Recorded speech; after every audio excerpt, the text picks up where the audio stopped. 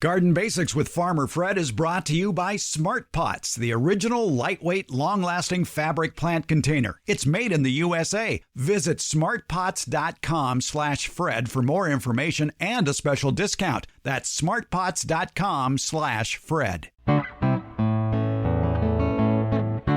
Welcome to the Garden Basics with Farmer Fred podcast. If you're just a beginning gardener or you want good gardening information, well, you've come to the right spot. Using livestock water troughs to grow plants is a great idea. You can grow just about anything from food crops to flowers to shrubs, even small trees or bamboo. Livestock water troughs, they're also known as stock tanks. They come in various sizes and many have plugs along the side to allow for drainage, and you can always improve the drainage by drilling several 1-inch diameter holes in the bottom. Painting the troughs can help reflect the heat, and the color can blend in better with your outdoor decor. And, of course, you can custom mix the soil for a watering trough to fit the exact needs of whatever you might be growing. For instance, you want an acidic soil for blueberries. Well, we'll have a recipe just for that today. Debbie Flower and I explore livestock water trough gardening today on episode 108 of the Garden Basics with Farmer Fred podcast, brought to you today by Smart Pots. And we'll do it all in under 30 minutes. Let's go. We like to answer your garden questions here on the Garden Basics podcast. We're talking with Debbie Flower, our favorite retired college horticultural professor. And we get an email from Kathy, who writes in about using watering troughs, or those steel horse troughs, as she puts it, for planting boxes on the south side of their house, using those instead of raised planting beds. She writes, they get pretty hot to the touch, and I realize they reflect heat. Have you used them? Maybe you put pipe insulation around the top rim. Would you suggest painting them a light color? Have you heard any comments about their use? Any issues with plant roots baking, as with black plastic pots? And then she did the fun thing of watching YouTube videos on the subject. And that's always an adventure. And she says, and that brought up additional questions I have. Do you put wheels on the troughs? Some people do that once the troughs have soil in them. They are quite heavy and difficult to move if a person wants to move them. Should I put soil cloth on the bottom to help keep the soil in after I drill some water drain holes? Should I put styrofoam peanuts in the bottom so I don't use that much soil? Should I maybe put soil cloth on top of those styrofoam peanut fillers? And finally, potting soil with amendments and plants. How full should I put it in the trough if I want to top it with several inches of mulch? What has worked for you? Do you ever grow in troughs, Debbie? I do. I have bamboo in troughs. I have 3 troughs, and they are on the southwest side of my house, so they get very hot. And bamboo's a unique plant in how it grows. So that's something to keep in mind. But I have never drilled holes in them. I just take out, there's a plug, I call it a bung, but there's a plug on the side so that the trough can be drained. I just take that out, and that's my drainage point. I use drip irrigation on top. I filled it completely with container media with a substantial amount of pumice in that media, because container media is made of organic matter. It breaks down over time, and that limits oxygen and air movement in the media, and so it can limit the plant's growth. Again, I'm using bamboo. They're very vigorous growers if you give them water. So it's maybe a little bit less of an issue for my plants, but I put the pumice in there to keep some of those openings in the media available for air and water to move through it. Did you paint those troughs? I did not paint my troughs. I did not put wheels on them. I filled them, I'd say maybe 2 inches from the top, and I have noticed that they have settled since being filled. I should say, one I just planted last year, one I planted the year before, and the other one has been out there probably 6 years or so. All right. And these are on the south side of your house, so they're getting pretty warm. Yes, they get very warm. All right. And how'd the bamboo do in those? Bamboo's doing really well. The one that was planted most recently just shot up. They're called culms, C-U-L-M-S, the stem of the bamboo that carries the leaves. It's not a true stem. This true stem is actually underground, but they're called culms, C-U-L-M-S. And they shot up. The previous plant had been maybe 4 feet tall, and these are at least 10 feet tall. So they've loved the environment and are growing very well. Have they escaped? No. Good. You would think they would find that one drain hole. Right, but that's on the side. And so that I would see that immediately. I was just talking to a friend this morning who planted his bamboo in a wooden half barrel, and it has escaped and grown into the soil beneath that half barrel. So depending on what surface you're putting these troughs on, if it's on soil, that's something to consider. Are the roots going to go out the bottom and keep growing? Would that be mitigated if you raised that trough? I have troughs too, and I usually raise them about 4 inches or so with bricks or 4x4s just to have some space between the bottom of the trough and the soil below, so the roots won't even want to go out the drain holes in order to find soil because they won't find any. They'll find air. Right. And air pruning is a thing. It's used in pot design. Sometimes you see those pots with the holes all over the side. Mm-hmm. And there are some that are that way, and they are specifically for orchids. But then there are other pots that have holes all over the side. Sometimes they're only made of plastic, which stands up only if you fill it. And that is for root pruning. Air prunes roots. Roots do not grow in air for the majority of plants. There are always exceptions in horticulture, but for the majority of plants we grow, once those roots hit the air, they will die, and the new roots will sprout behind that dead part. Raising them would create an environment where it's just dry air, and that would prevent the roots from growing down. The bottom of the trough, at least the ones I have, is actually raised up a little bit, but the sides go down to the ground. And so by setting it on the soil, you would have this nice humid environment, and roots could grow in that. So you'd need to raise it up so that air can flow underneath that trough. Now, I would think, too, if you're depending on that one side hole for drainage, you would have to bring out your big level and make sure that the water was going to flow in that direction. Well, I didn't do that. You could have lied and said you did. I do see that my initial intention was to put them on wood, and I didn't have wood at the time, and we filled them. And as the questioner knows, they get very heavy when they're full of media, especially wet media. But we did dump one out. Bamboo, when bamboo flowers, it dies. And then you get new bamboos from seed. And that happened to mine, to one of mine, is that the bamboo flowered and died.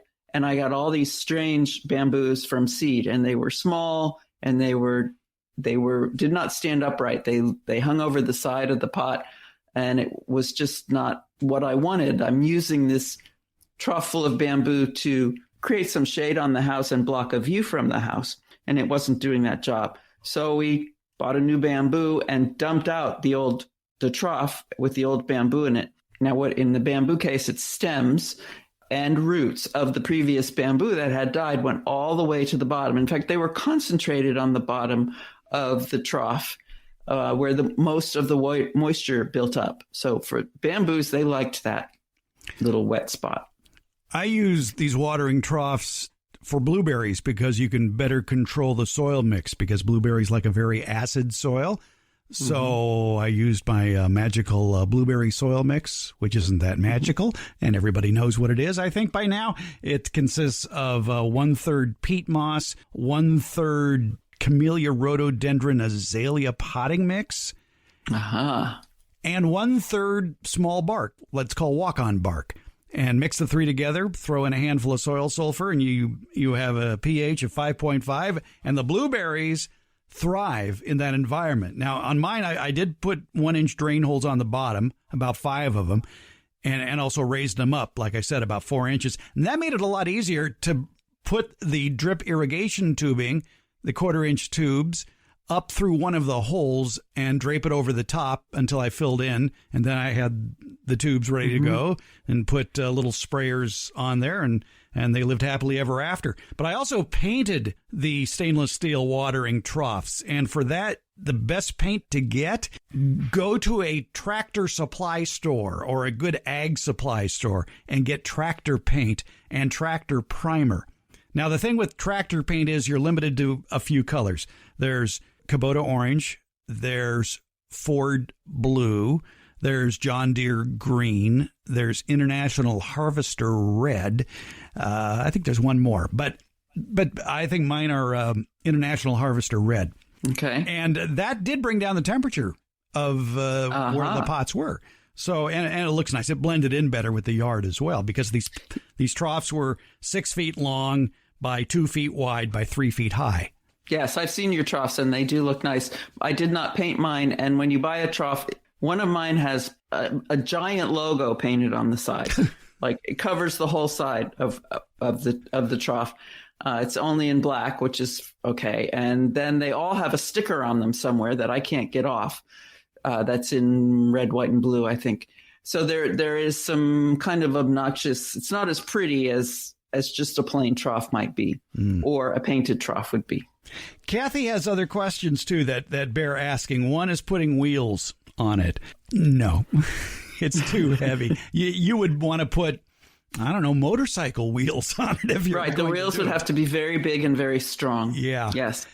And there's not a lot of structure on the bottom of those. When I read that, I thought you might end up caving the center in if the wheels were attached to not the sidewalls, but the bottom. There's not a lot of structure under there. And so I was afraid it might actually cause the bottom of the trough to break. Yeah, it could. Now maybe set it all on a furniture dolly. Yes. Or use a pallet and put they'd have to be big wheels because they have to take wheels. They're going to have to take a whole lot of weight. How many pounds? 500? Actually, I like your idea. I mean, we could do pallets like you do with giant pumpkins. You put the pallet under the pumpkin, and then when it's harvest time, you bring in the forklift to move them. Yes, yes. You could do that with your troughs. Yes, you could use the pallet as the base and put the wheels on the bottom side of the pallet. Just make sure that those wheels can handle the amount of weight. No, don't put wheels. Just get a forklift. Well, that's for those of us who have forklifts. Yes, we don't need the wheels. But if you do want to move them around, all my other container plants I do try to have on wheels because I do move them around, even just to clean up around them, sweep out the leaves and that sort of thing. But I did not do it with my troughs. We're glad to have Smart Pots on board supporting the Garden Basics podcast. Smart Pots are the original award-winning fabric planter. They're sold worldwide. Smart Pots are proudly made 100% in the USA. I'm pretty picky about who I allow to advertise on this program. My criteria, though, is pretty simple. It has to be a product I like, a product I use, a product I would buy again. And Smart Pots clicks all those boxes. They're durable, they're reusable. Smart Pots are available at independent garden centers and select Ace and True Value stores nationwide. To find a store near you, visit smartpots.com/Fred. It's Smart Pots, the original award-winning fabric planter. Go to smartpots.com/Fred for more info and that special Farmer Fred discount on your next Smart Pot purchase. Go to smartpots.com/Fred. Let's get back to our conversation with Debbie Flower about water trough gardening. Kathy also asks about putting soil cloth on the bottom to help keep the soil in after she drilled some water drain holes through it. You actually tackled this question very wisely on another subject. I think it had to do with, I forget what it had to do with, but basically it was just put a layer or two of newspaper on the bottom, and then that will hold in the initial dirt in the pot. And by the time it deteriorates, that soil will have coagulated to the point where it won't go flowing out the holes. Right. We really don't want layers of anything in a pot because it changes the water relations. Water takes the path of least resistance, and when the texture of whatever it is it meets up with changes, the water will stop. Now, I realize she's talking about a piece of soil cloth right in the bottom, but drain holes are there for drainage. Yeah. And so you want and that actually is a change in texture too. But if you put the layer of soil cloth in the bottom, the water will move down through the soil, which is soilless media at this point, to that cloth, and then it will stop, and it will have to fill up the entire trough media with water before it will push out through that soil cloth. So it costs money. It's made of probably oil, plastic. It's not the most environmental thing. And yes, the only reason you're going to need it is to stop that initial really loose soil you're putting in initially from going out those holes. So newspaper would be a really good choice there. How many layers of newspaper would you use? 3 or 4. Okay. All right. It's not a lot. No, and it'll break down in a couple of months. Yes, very quickly. More than likely. All right. And then we come to the hamburger helper of potting soil, and that's styrofoam peanuts. Mm. And I've heard this before, and I've seen people do it, and I've seen tipped over planters because the bottom third was filled with styrofoam peanuts and all the soil was on top. And a wind comes along and boom, down goes the pot. And this would go back to your argument that anytime water meets a foreign substance that it isn't used to, things come to a halt. Right. So you're shortening the rooting zone by putting anything in the bottom, styrofoam peanuts included. The only place I'm aware that is used with any regularity is the interior landscaping business. When the decorative pot is huge, deep, and media costs more than the free styrofoam peanuts that came packed in, some delivery box. And so, yes, you would have to put weight in the bottom of that. And then they could fill the void. I've heard of also using milk jugs with the lids on just to take up space. But in interior scaping like that, typically the plant in the top is in its own pot anyway, and it has a limited root system. In this case, when you're outdoors with these quite stable but quite large troughs, take advantage of all the root zone that you have. You're going to have healthier plants that are going to be easier to maintain if you do not put any styrofoam peanuts or anything else in part of the bottom. So basically no to the styrofoam. Yes. And something that you answered before, but let's reinforce this for Kathy. She talked about, how much potting soil should I be putting in there if I want to add several inches of mulch on top? And both of us have experienced that perhaps a year or two after adding the original mix that you probably had a lot of natural organic components that tended to break down, and it sank a few inches. Yes, it does do that. And that's very common in any kind of container growing. She's wise to think about that because you do want, it's called headroom. You do want some space between the soil and the top of the pot. Initially, you want to, when you water container media, you want to flood the entire surface of the container, the entire surface of that media, because the media drains very well and the water goes straight down. So if you haven't gotten any water to that corner of the pot, there won't be any water in that corner of the pot. So she's very wise to think about not filling it to the tippy top, but it will shrink some inches. So yes, I think mine shrunk probably 2 inches for sure. And I think my pots are, my troughs, they're standard depths, whatever, 2 feet, something like that deep. So that, yes, she might fill it to within an inch or 2 inches of the top and then put a little bit of mulch, probably 2 inches would be best, so that you have headroom and mulch room, and then it will shrink some more and you can put more mulch on top over time. And that's primarily dealing with annuals. If you have a permanent crop in there, such as blueberries, for example, and the media is sinking, you don't want to add more mulch later on, 2 or 3 inches more, because you'd be basically suffocated the crown of those plants. Right. That's absolutely true. You don't want, I was thinking that I had this picture in my head as I was saying, add more later, that yes, you better not put it around the trunks of things like blueberries that will suffocate from that process. Yes. Right. But if it's annuals, no big deal, because when you do the changeover, go ahead and mix in more compost and worm castings or whatever you want. Right. If you're going to use this trough to plant, let's say, your vegetable garden, your annual vegetable garden or your seasonal vegetable garden, then every time you take one crop out, you're going to want to dig some more nutrition and organic matter of larger size into that container to refresh that media. Exactly. We talked about in one episode about using old potting soil again. That one of the things that happens with old potting soil, it doesn't have much nitrogen in it, so you need to add nitrogen. So maybe if you are growing, say, summer vegetables in these troughs and they're not doing diddly, say, between October and April, why not grow a nitrogen-fixing crop in there for the winter, a cover crop? Mm-hmm. Yes.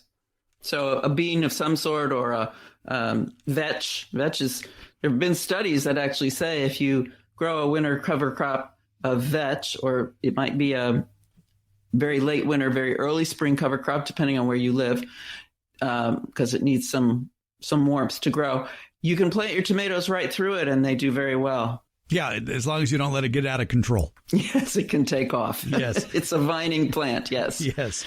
But there are others like clovers and fava beans and other things that you can grow that will fix nitrogen. And the roots themselves add organic matter and open up spaces for air and water. So a cover crop's an excellent idea. So being from New Jersey, what would you use as a winter cover crop in New Jersey? We didn't grow anything. We just let it fallow. We always had a compost pile, not a hot one, just a lazy man's compost pile. And every spring we'd put some of that into the soil. If you live in an area then that isn't conducive to growing a winter cover crop, then I guess one idea might be to put a nice, fine, high-quality compost in there, top it off, and let the winter weather sort of let it percolate into the soil. Right, or even your leaves, chopped up leaves would be very helpful. They provide the organic matter. You don't need nitrogen in winter, so the nitrogen-fixing crops would fix the nitrogen or bring it into the soil during winter, but they don't give it away to other plants until they die. So they would provide fertilizer in the form of nitrogen when the plants need it in the spring. An organic matter breakdown, same thing. You're not going to get a lot of nitrogen out of it. But what you do get will be available after it's broken down, and that'll be in the spring. I'm a big fan of using oak leaves now. I even went out and bought a mulching lawnmower. I don't have a lawn. But so what do you do? Well, it's easy with oak leaves. You just pile them up and then run them over with the mulching mower. And that grinds them up a lot smaller than what I was doing, which was putting them in a metal trash can and then sticking my weed whacker down in there and grinding them up that way. It works, but it's not as efficient as a mulching mower going over it and grinding it up. Okay. We don't have a lawn that we mow either, but we did get one of those. You've talked to the vendor. It looks like a lawn blower, but it sucks. It's a vacuum. Yeah, vacuum sack. Yes, and it grinds the leaves, right. and then I use that, and I haven't compared it in size to other ways of mulching the leaves, but it was a nice, fairly small size. You couldn't recognize the leaf. You didn't know it was oak leaves when you looked at it. So it's shredded up enough that it doesn't look like an oak leaf, and so that was a really good size to put on the garden over the winter. Exactly. If you have just whole oak leaves sitting on your garden bed for the winter, it takes them too long to break down. They probably won't break down, and they might create an anaerobic environment. Right. Same with lawn clippings. Mm-hmm. On clippings fresh off the lawn, if you just pile them up, they will create an anaerobic environment, and water will just shed off at the top. You can't use them fresh as mulch in the garden. Right. Anaerobic meaning that air and water can't get into the soil, and soil, by the way, needs air and water. Right. So, roots need air and water, yes. So the smaller you get those oak leaf pieces, the quicker it can get to the job of feeding the soil, basically. Yes. Mm-hmm. And preventing weeds from germinating, that kind of thing. Boy, that was a long answer to talking about growing in watering troughs or horse troughs, but well worth it. More and more people are using them, and I think it's a fine idea. I agree. It expands your gardening space. Debbie Flower, thanks for your help on this. Thank you, Fred.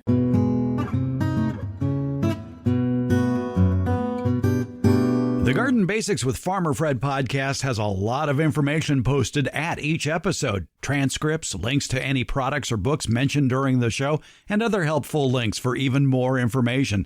Plus, you can listen to just the portions of the show that interest you. It's been divided into easily accessible chapters. And you're going to find more information about how to get in touch with us. You can leave an audio question without making a phone call. You do it via SpeakPipe. Go to speakpipe.com/gardenbasics. It's easy. Give it a try. If you're listening to us via Apple Podcasts, put your question in the ratings and reviews section. You can text us questions and pictures or leave us your question at 916-292-8964. That's 916-292-8964. And you can email us, fred@farmerfred.com. And please tell us where you're from, because that'll help us greatly accurately answer your garden questions. Because after all gardening is local. In the show notes, you'll find links to all our social media outlets. That includes Facebook, Instagram, Twitter, and YouTube. Also, you'll find a link to the farmerfred.com website. And thanks for listening.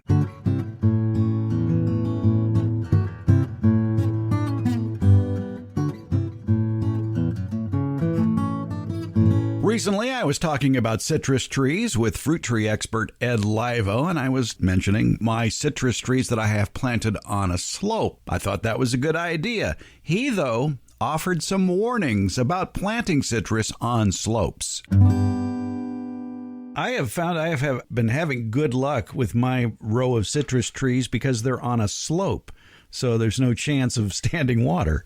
Well, I'll tell you what, that can work in your favor sometimes. I was down in Los Gatos. I was doing some consultation work a couple of years ago in this very beautiful home down there, and they had all their fruit trees planted on the side of a very steep slope, okay? And they said, oh, well, as a matter of fact, the drainage is good because we've got them planted on a slope. Well, this is California, and a lot of times the lay of the land, the actual contour of the land runs against the slope. And sure enough, when I started to take core samples out of their fruit tree areas in the side of the hill, what did I find? Big, giant mud pockets. Yeah. Their trees were suffering. And so what we decided to do, because these trees were older, and they'd been struggling, they just never thrived, we decided to run drain channels into the side of the hill, large pipes that actually allowed the water to drain out. I don't know whether that worked or not, because my advice to them was you should start over and terrace out the side of your hill and then put raised beds on the side of the hill. That was my recommendation.